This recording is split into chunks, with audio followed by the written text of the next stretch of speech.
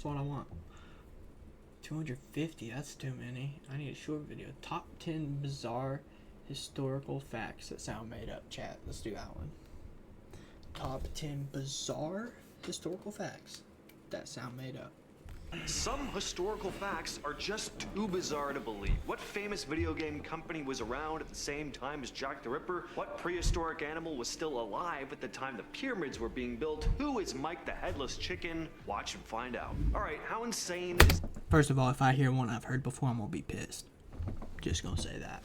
I'd be pretty upset about that.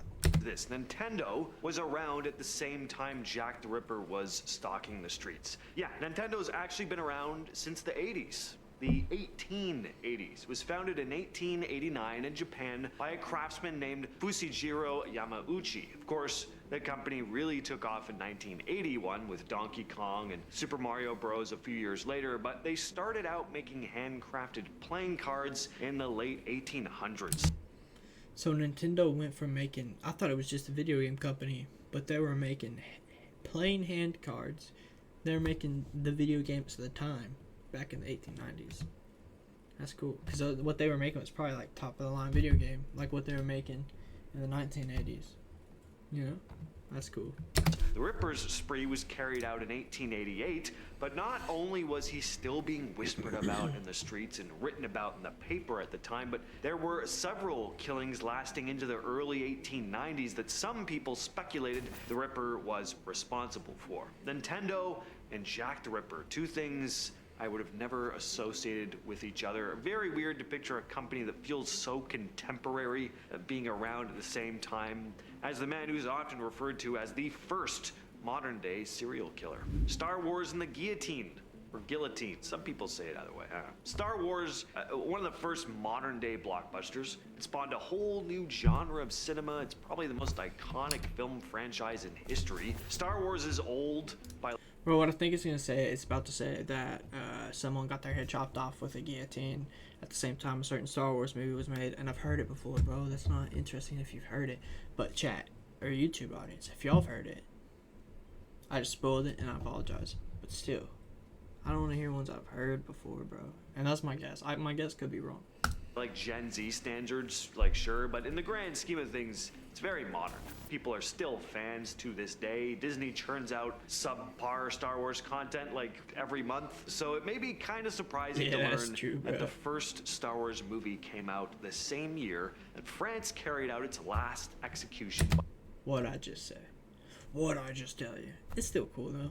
The first movie that came out, France's last live guillotinal execution, bro. That's crazy. By guillotine. Yeah, what a weird clash that is. A movie that helped spawn the modern special effects driven blockbusters full of actors that are still alive and working today, and an execution method that we often associate with this long forgotten time. But no, 1977 marked the end, apparently. In fact, it wasn't even abolished until 1981. 77 was just the final time it was actually used. McDonald's also has a bit of a connection to killing people, not because of how deadly the food is, but because the first McD's opened in 1940, just a year after the last public execution by guillotine was carried out in France. Keyword there being public. The one in 1977 wasn't public. How do you... What are you, Joe? Why are you doing it? Using a guillotine if it's not public? What's the point of a guillotine? I thought the whole point of a guillotine was for the show. Why guillotining someone if it's not public? Does that make sense? Like, I feel like, why don't you just, like, kill them normally if they're locked in a basement and no one's gonna see? I don't know. That's morbid. Let's keep going. I think folks in England traveled to check out the last public hanging in the country. By foot, horse and buggy? Well, maybe, but another method of transportation would have been used. The subway. Yeah, pretty weird to think about, but you could have taken the London Underground to watch England's last public hanging on May 26th of 1868. The Oh, that's still a long underground, which time is now ago. used That's by still a long time Londoners ago. on That the ain't nothing daily crazy, to get bro. around the city, had already been operating for 5 years by then. It first opened in 1863, changing the way people traveled in London. And by 1868, public executions were still a thing, and a huge crowd. Dude, honestly, when people start talking about like this happened in the 18 something, like I can't even relate. Like I can't even understand how long ago that is. You know what I'm saying? Like, if you tell me someone was born in 1990, okay, I'm like, okay, that makes sense. 1980, 1970, I'd say anything past 1950, I just like can't comprehend it. Those numbers just get too big, and it's just so far. It feels like so far away. So like I don't know. When people are like, this happened in like 1890 or this happened in 1750, same years as far as I'm concerned, same years. Even though they're like 150 years apart, to me it's like the same difference. Anyways. Gathered to watch the hanging of Michael Barrett, an Irish nationalist, outside Newgate Prison. Just imagine hopping on a tube train, which we associate heavily with modern life, to witness something as grim and old-fashioned as a public hanging. Feels like two different worlds colliding a little bit. Today we see the subway as this symbol of progress and everyday convenience. But public hangings, just like the guillotine I mentioned earlier, feels like a more dark, distant part of our history. Just goes to show that there really isn't this clear cutoff between what's old in our history and what's new. There's a lot more overlap than we often think, which, I mean, of course there is. Time is just this ever-flowing thing, but it's just weird when you step back and you put it all into perspective. Does it get any more delicious than an Oreo cookie, even in a life and death situation? I could go for one of these. Too bad those violent players on the Titanic. Bro, Oreos legit are my favorite food ever. Just by the way. Have an Oreo cookie to bite into right before playing out their last tune as the ship started to go down. Turns out they could have, though. The first Oreo cookie was sold the same year the Titanic sunk. In fact, Oreo came out about a month before 1,500 people died in the accident. But as my buddy told me the day he got back from his grandfather's funeral, I did get these nice dress pants out of it, so you win some, you lose some. What? Now, I said the folks on the Titanic could have had an Oreo. It's not exactly true. They weren't available overseas yet. So this isn't even a fact, bro. This fact sucks.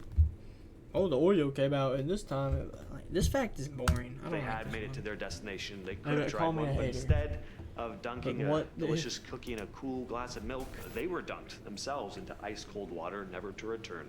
Thus is life. Cleopatra, the legendary Egyptian queen, is often, rightfully so, associated with the pyramids, but she actually lived closer. Ugh. I thought she was supposed to be hot. That's Queen Cleopatra, by the way. Wouldn't have imagined that.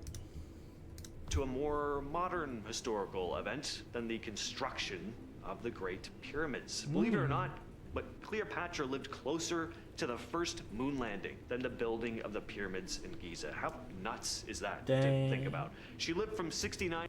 Yo, that's actually crazy. She was closer to space age than the pyramids. And she's old as dirt, bro.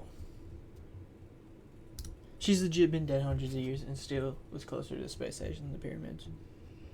To 30 BC. Oh, there's some stuff like under the pyramids. Let me write this down. I'll do a reaction video on that tomorrow if I have the time.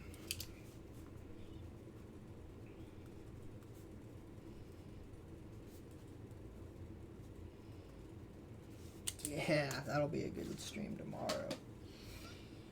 But the pyramids had been constructed long before her, from about 2550 to 2490 BC. 1969 was closer by a pretty hefty chunk. The moon landing happened 1,999 years after her death, while the pyramids were completed 2,400 years before. 9,900 years, bro? Before she was born. In this same vein, the pyramids were considered ancient to the ancient Romans. That's odd to think about too. Speaking of the pyramids, let's talk about woolly mammoths. Now I know what you're thinking out there. What do these things have to do with each other? Well, there were still woolly mammoths roaming around Earth while the pyramids were being built. That's how old the pyramids really are. I think everybody knows that fact, right? Like, how is that the most interesting fact ever? I think everyone has been told that elephants helped build the pyramids, or were at least walking around during the pyramids. I'm not getting my dopamine from this video, man. Often regarded as one of the most incredible wonders of the world. I mean, no wonder some folks think there's just no way human beings constructed them on their own without some sort of outside assistance from some advanced alien species or something. A lot of people think the mammoths died about 10,000 years ago, and that was that, but a small number of them survived in several places for another 6,000 years or so. In fact, a population of woolly mammoths roamed Wrangel Island off the coast of Siberia as recently as 3,700 years ago. So even centuries after... That's still a long ass time ago. Like what? Like cool. Even as recently as 3,700 years ago. That's not recent at all. What do you mean? It's so far away. 37. Even as recently as 3,700 years ago. Bro.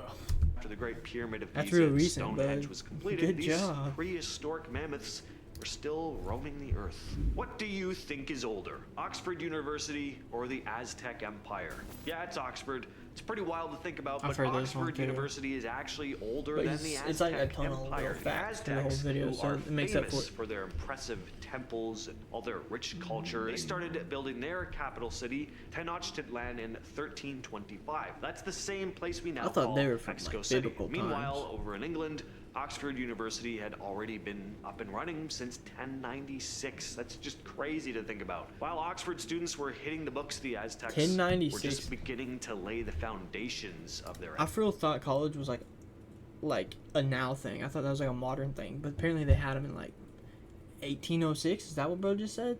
1806, 1896, something like that. Still, 18 something, bro. College is old. I didn't realize that. Empire.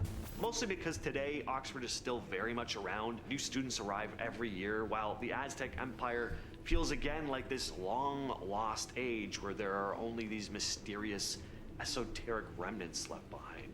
Let me guess. You're Lord thinking have about going to mercy. therapy. And as I've a seen this therapist ad myself, 1,500 of course I'm going to times, say bro. that's a great idea.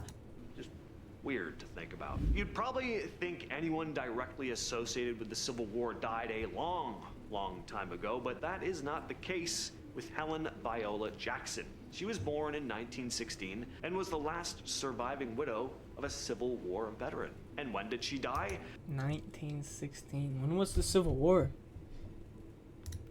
4 years ago. She died in 2020 at the age of 101. Helen was just a young... Damn. What even happens when you're 101? That's crazy long time to live, not gonna lie. girl during the Great Depression when she met James Bolin, a much older man who had fought for the Union in the Civil War. And by older, I mean crazy older. Yeah, because the Civil War was in like the 1800s and something, and she was born in 1916. So yeah, he's gonna be crazy older if they got married. She's born in 1916 and he fought in the Civil War, which was in... Bolin was 17, Bolin was 93. They got married. It's way worse than I could have imagined. She got married to him when she was 17 and he was 93. Bro, that's tweaking back then. That's insane. Do you think they had a kid? Wow. Don't worry though, it's not as icky as it sounds. This was a purely practical marriage. Helen's family was struggling, and Bolin didn't want to go into a home. He asked Helen to marry him so she could have his military pension after he passed away. It was a mutually beneficial thing and actually happened more than you'd probably think. Wait, that's actually really sweet. So he's like, well, let's just get married so you can get my health pension, my military pension, and then you guys just take care of me till I die. And I'll have friends. And but so like they're not really married, but on paper they're married for the benefits. Isn't that fraud? Pretty sure that's fraud. They dude. cared about each other, sure, but not in that way. At So least they weren't lovers. I don't think. Definitely I hope didn't have a not. kid. Helen never if we talked find out much they had about a the kid, marriage. She I'm kept it a gonna secret crash out. for a lot of years because she was just worried about what other people would think. And I mean, fair enough. It wasn't until she was much older that she started sharing her story, revealing a personal connection to a war that ended over 150 years before she died. Mike, Crazy. the Headless Chicken. It sounds like the title of an adult comedy cartoon, but this is a true story. There should absolutely be a movie based on this, though. Yeah, Our I think story I've heard this begins one. in 1945 in Colorado. I've heard like all these, A but farmer like named Lloyd Olson the little decides background it's tips time are to make awesome. some dinner. So he goes out to the yard to chop off the head of one of his chickens. Lloyd brings the axe down on a 5.5-month-old rooster named Mike. But instead of dropping dead like a normal chicken when its head is lopped off, Mike just shakes it off and struts around like nothing happened. Lloyd's standing there probably thinking he's lost his mind, but Mike is just wandering around, bumping into things, of course, but mostly acting like a regular chicken. Turns out Lloyd had done some sloppy work and had missed the jug. Bro, one time when I was a kid, this chicken was like dying, right? Like he had a sickness bad. And so we had to kill it. And we wrung its neck, right? And it pops, okay? And we set it down and we're all just talking. Well, I didn't. I was a kid. Someone else did. And it gets up and tries to run away. And so they grab it again and pop its head again. We walk it down to the pond, throw it in the pond. Goes way out there. As soon as it hits the water, this thing, it sets up, picks his head up straight, swims to the bank. As soon as it gets on the land, though, it just fell over and died. But yeah, that's crazy. Chickens are weird, bro. That's what I'm trying to say. Vein, leaving one ear and most of Mike's brain stem intact. Instead of finishing the job, though, Lloyd saw a golden opportunity. You see, there's a valuable lesson in this story, folks. Sometimes your biggest success can come from one simple mistake, like not chopping off a head properly in this instance. Lloyd starts feeding and watering Mike directly into his esophagus with a dropper, and Mike just kept on living. That cannot be comfortable. Directly through your... I don't think it's a good thing to be keeping this chicken alive, bro. He's torturing it. Day after day, week after week, and then word gets around, and soon enough, Mike is a national sensation. Newspapers dub him Mike the Headless Chicken, and he goes on tour, making Lloyd a tidy little profit. People pay good money to see the Headless Wonder, and Mike even lands a... Could you actually imagine seeing a headless chicken? Like, you hear it, and it's like, yeah, whatever. But could you actually imagine seeing one? Like, that'd be crazy. A headless any animal just running around alive. That'd be insane, dude. If you actually just think about it. spot in Life magazine. He was living the high life. Mike became a legend in just 18 months, but sadly, the parties, the late nights, the fame, it was too much to handle, and he eventually choked on a kernel of corn. Oh, finally, we have a very... How'd he choke on a kernel of corn? He doesn't have a head, so he's not trying to eat it. Who put a kernel of corn directly in his throat, dude? Without chewing it up first. You gotta baby bird it, dude. He doesn't have teeth. What? Alright. A weird story from ancient Greece. Sounds more like something from an early 2000s gross-out comedy rather than an actual story from history. The 6th century BC philosopher Heraclitus was a major influence on philosophers like Plato and Aristotle. Unfortunately for Heraclitus, though, his legacy will always be standing. Why do they all have kick-ass names in the Greek times? Heraclitus? Well, I slaughtered that. Never mind. I was going to make a clip, but never mind. By his bizarre and rather revolting death. That's putting it very lightly. He suffered from, at the time, what was called dropsy, where fluid accumulates in the body. And Heraclitus tried to get help from physicians at first, but he wasn't really convinced of their conventional treatments. So instead he covered himself in cow dung, which, I mean, that's an alternative. That's one way of going about it. His idea was that the heat generated... Should we hear him out? Let's hear him out. From the dung would somehow help evaporate all the excess fluid in his but why use cow dung for the heat, bro? body, but of course this did not work. Just go snuggle with a cow instead. Why smother yourself in his shit to warm up? There's other ways to warm up, broski. Oh. Debate as to whether he just died of his condition, covered in excrement, or if things got even worse. Some versions of the story go that he met an even more grisly fate, becoming trapped in the dung, either because it dried up or because it acted a bit like quicksand. And when he tried to call out for help, a gang of rabid dogs rushed over and devoured him, which...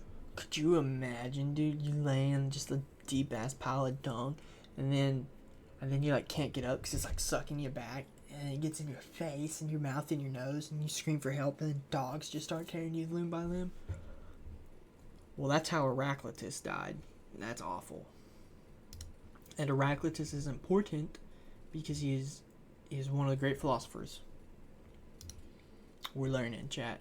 But he died a horrible death. Would not have been a very tasty meal. Well, with all of that said, I've been your host, James. I'll catch you, yes, you specifically, in the next video. Anyways, chat, I'm gonna end this one here. Boys ain't girls and boys ain't girls.